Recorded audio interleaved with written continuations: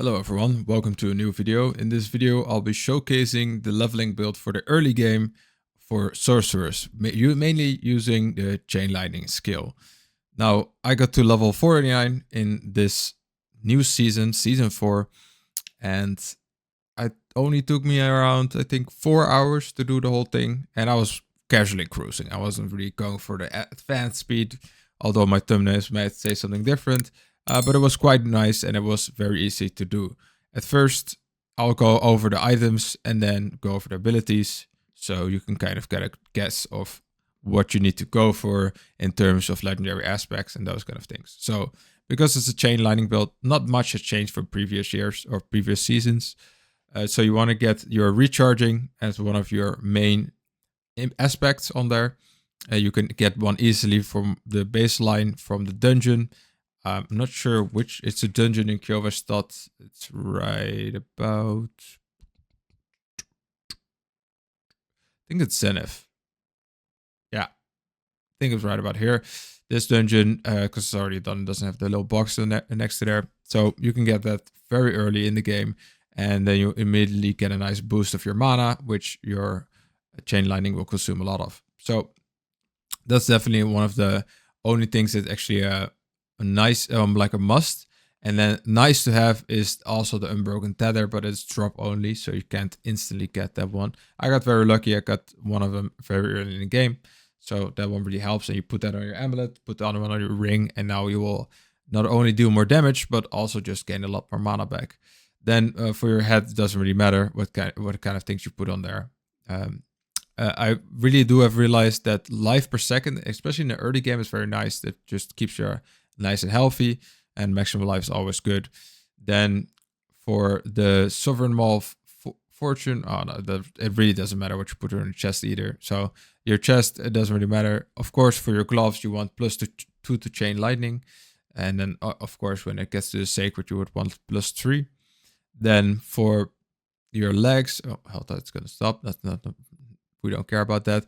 Juggernaut is one of the things that's also on the nice to have list. That's really nice. It just gives you a lot of armor. Look, I have 85% of my equal level. So monsters are a little bit higher than equal level, but it's going to be roughly around 70 to 80% either way, just because I have the Juggernaut giving me like 2.2k additional armor.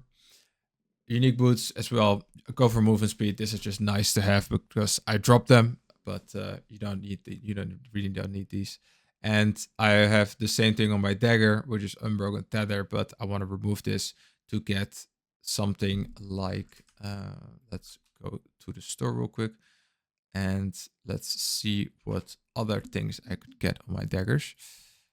So enchanting there, Codex of Power. I think for the last time we said accelerating aspects pretty good. Attack speed can be very nice. Control also really good.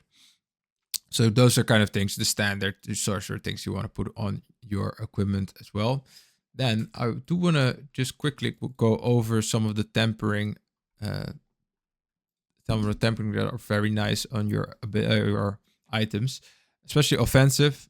So I would say shock is one of the biggest ones that you just want to put on there.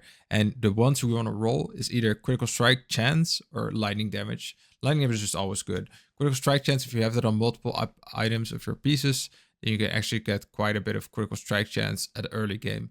I already have 20% and I just came out of, I just entered World Tier 3. So that's quite a nice base stat, but you can get that up to 5% of each. You can get it on your weapon. I think you can, yeah, on your weapons, amulets, and also your gloves and rings. So you can get quite a bit. As 10%, 15%, 20%, 25%, 30%. Yeah, 30%.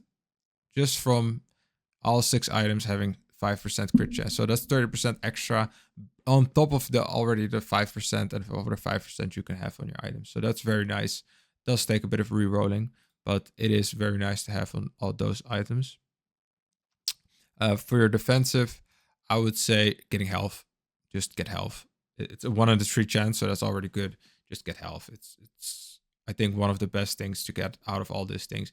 You could maybe say like, oh, Frost Nova cooldown is quite nice, but I would just say if you have more health, it's fine anyway.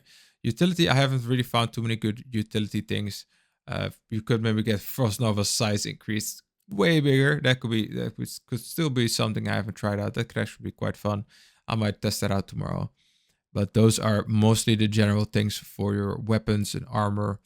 Resource generating, you also have some resource generators. Um, I think the best one that I've seen up until now is actually, invigorating conduit is actually pretty nice because that regenerates your mana each time you get a crackling energy, which you already have 3 points in, so you just get a lot more mana back. And if you don't really have that many mana problems with that, maybe then just a 5% chance to restore primary resource, also just pretty good, or just resource cost reduction in general. If you spend a lot of resource generating skills or resource costing skills. The ultimate skill, getting a resource, is not really that good. You could get some cooldown reduction for your ultimate skill, but man, I don't know, 12.5% doesn't seem like that much. It does scale off like 6 seconds, but it's up anyway. So I don't really think that's. I think it's better to just keep spamming your chain lightning that you get like 6 seconds on your unstable currents, which is already quite low cooldown anyway because of your keystone passive. So speaking of keystone passive, let's go to the abilities. Arclash, enhanced Arclash is very basic beginning, nothing really special. Then you want to get into Chain Lightning. Uh, after you get like Chain Lightning, you can do the Teleport, Ice Armor, Frost Nova, put some more points into Chain Lightning so you can get the fourth one, which is your Lightning Spear. And then you will have your whole bar, I think, full because you have the basic spell, your Chain Lightning, and 4 of those. 1, 2, 3, 4 of the other spells. Don't take these side notes that I have done yet. You'll get those later. Then you'll be roughly level 15. Once you get level 15, you do want to get your first enchantment, Fireball enchantment. And you, of course, with your Fireball enchantment, you need to put some points into the Fireball. I've upgraded it fully because I also have some crit chance. So the critical strike damage increasing is actually useful. Then first thing I leveled fully was the Chain Lightning. Then before I leveled the lightning ball or the fireball, I actually leveled invigorating conduit to get mana back so I can cast more chain lightning. After I did that and got the unstable currents leveled up, I took to the fireball to level that up as well. It just does a lot of AoE damage, so it's great. And after I got that done and got the overflowing energy, I actually went into the side notes. So this is when I got the glass cannon first. For more survivability, I went aligning elements and protection because now the cooldowns are actually starting to get a little bit lower. Also due to your key passive being up, your cooldowns get even lower and lower. Then also mana shield just for more survivability, elemental dominance for even more damage because once you get this and you also get a little bit of critical strike chance. So each time you will gather more and more crackling energy. This is actually quite easily to be. This is just a 12% buff to your damage. You will have 50% mana anyway. And once you get, I would say, it might be a little bit early, but once you get unstable currents, you can already look to see if you want to switch out your basic skill. But I found that around level, what's this, level 25 or something when you get this, or level 20, it's a bit too early. I switched this out at around level 35 or something, or level 40 when I got all these points and I actually got some aspects to get me some more mana because I was still basic attacking sometimes. But then you can put the lightning spear. Obviously, don't put any points into lightning spear if you don't have it on your bar. I would just switch out the lightning spear for your basic attack until you can safely say, yeah, I don't need to basic attack at all anymore. So then you just switch it out for the lightning spear. It's just nice that it seeks out and CCs some enemies, so you can deal more damage with them, especially if you have that control aspect. So the second one will be your chain lightning aspect. You'll be casting chain lightning a lot, so this 100 mana will be easily gotten and will just give you extra damage, which is basically like, because each chain lightning costs 33 mana, so basically this gives you 33% extra damage because every 3 casts you get a free cast. Oh no, that's 25% extra damage, but whatever. Buy 4, get 3. Oh no, buy 3, get 4. Math isn't my best area of expertise. So I think that's it for all of the things. basically this season is just blast. There's no seasonal stuff here, so basically this season just blasting Hell Tide. And exactly when I say there's no Hell Tide, but I hope that helped. I got to level 49 in like 4 hours, so I was very happy with that. I'm gonna go to sleep. It is almost 12, so I gotta go to work tomorrow again. I appreciate you guys for watching the video, and thank you guys. I'll see you guys in tomorrow's stream. Peace. And what would a build video would be without some actual gameplay to boost it up. So I've got some Hell Tide gameplay just to showcase a little bit how the build works, how it functions, and how it does in Hell Tide. Because that's mainly what you're going to do in this season. You're going to be playing Hell Tide, and you're going to be playing a lot of it. So what is this build like when you're actually playing the Hell Tide? So as you can see, my mana doesn't really go down. They're like below 50. So the passive that I talked about of like above 50 mana, you will get the X amount of damage. That will always be up. And I'm not really struggling with ana mana. This is why I chose to remove my basic attack. And especially if there are other people that are helping you get all of the monsters in there, it's very easy for you. And if you are low mana, you just walk around a little bit, get a few of those little chain lightning balls. Crackling energy orbs, and there you get full mana yet again.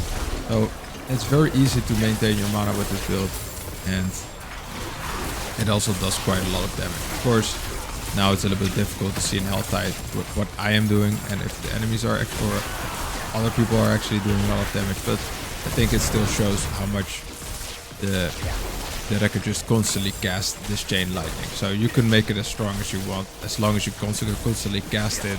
That's more than fine. So that's the main part of the build. I don't think too much extra gameplay is gonna give you too much extra insight, but I'll leave it. Oh, nice loot. I'll leave the gameplay just going for a little bit longer, just so you can see a little bit. Maybe if this guy doesn't follow me, then you can know that actually, even without the guy helping me, there's still quite a lot of damage to be done.